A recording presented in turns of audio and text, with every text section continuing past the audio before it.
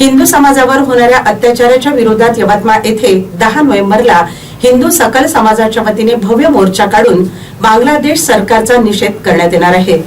बांगलादेशमध्ये हिंदू आणि अन्य अल्पसंख्याक समुदायावर होत असलेल्या अत्याचाराच्या निषेधार्थ तसेच बांगलादेशातील इस्कॉनचे संन्यासी स्वामी चिन्मय कृष्णदास यांना खोट्या आरोपांमध्ये बांगलादेश सरकारने तुरुंगात दाबले आहे, त्यांची सुटका करण्यात यावी यासह विविध मागण्यांसाठी सकल हिंदू समाज यवतमाळच्या वतीने 10 डिसेंबर रोजी निषेध सभा आणि मोर्चाचे आयोजन करण्यात आले आहे। शहराच्या वेगवेगळ्या मार्गावरून मोटरसायकल रॅली काढण्यात येणार आहे। त्यानंतर समता मैदान येथे जमा झाल्यानंतर पायदळ मोर्चा काढण्यात येणार आहे। मोठं उल्लंघन तिथे चालू आहे। सत्तांतरण जेव्हा झालं, काही आतंकवादी संघटनांनी तिथलं सत्ता आपल्या हाती घेऊन ते मोठ्या प्रमाणामध्ये दंगे आणि धिंगाणा सुरू केलेला आहे। मोठ्या प्रमाणामध्ये इस्लाम व्यतिरिक्त जो समाज आहे त्या समाजावर मोठे हल्ले चालू आहे। मोठ्या प्रमाणात शिरकाण चालू आहे, हिंदूंवर अत्याचार चालू आहे, त्यांची घरं पेटवणं चालू आहे, त्यांची दुकानं प्रॉपर्टी जाळणं चालू आहे। त्याच्यानंतर तिथल्या बौद्ध समाजावर सुद्धा मोठ्या प्रमाणात हल्ले सुरू आहे।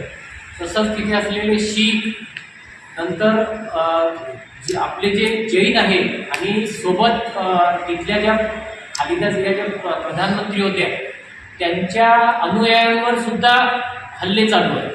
तर या सगळ्यांवर मानवाधिकाराचं जे उल्लंघन चालू आहे त्याच्या संदर्भामध्ये सगळ्या ठिकाणी संघाने मोर्चा काढणे, एक निषेध व्यक्त करणे असं ठरवलेलं आहे। विदर्भामध्ये 10 तारखेला हा मोर्चा सगळ्या पूर्ण विदर्भामध्ये निघणार आहे आणि त्याचं आयोजन यवतमाळमध्ये सुद्धा आपण 10 तारखेला केलेलं आहे। याचं स्वरूप असं राहील की साधारणतः 5 ठिकाणावरून आपण बाईक रॅली काढणार आहोत। ज्या बाईक रॅली या पोस्टर ग्राउंडला येतील त्याच्यामध्ये 5 बाईक रॅली, एक शारदा चौकातून एक बाईक रॅली निघेल, एक बिरसा मुंडा चौकातून बाईक रॅली निघेल, एक कॉटन मार्केटवरून बाईक रॅली निघेल, एक एकविरा चौकातून बाईक रॅली निघेल आणि एक अँग्लो हिंदी हायस्कूलपासून एक बाईक रॅली निघेल। अशा या सगळ्या बाईक रॅली निघतील। आपले जेवढे जे कार्यकर्ते आहेत, सकल हिंदू समाजाचे जे लोक आहेत ते सगळे भगवे झेंडे लावून तिथनं बाईक रॅलीवरून निघतील। काही बौद्ध समाजाचे सुद्धा कार्यकर्ते याच्यामध्ये सम्मिलित आहेत। तर हे सगळे पोस्टर ग्राउंडला एकत्रित येतील।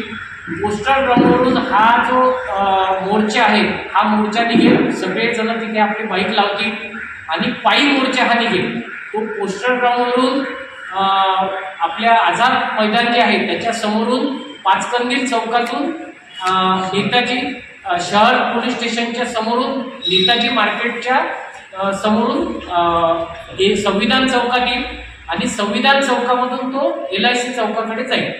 LIC चौकातून मग तिरंगा चौकामध्ये एक सभा होईल आणि सभा झाल्यानंतर एक निवेदन आपण 10-15 लोक मिळून निवेदन माननीय कलेक्टर साहेबांना आपण हे निवेदन देणार। या निवेदनामध्ये साधारणतः तिथे जे काही अत्याचार चालू आहे, जसं महंत चिन्मयदास महाराजांना अटक केली, ती अटक केलेली आहे, त्यांना ताबडतोब सोडण्यात यावं। भारत सरकारने त्याच्यामध्ये दखल घ्यावी।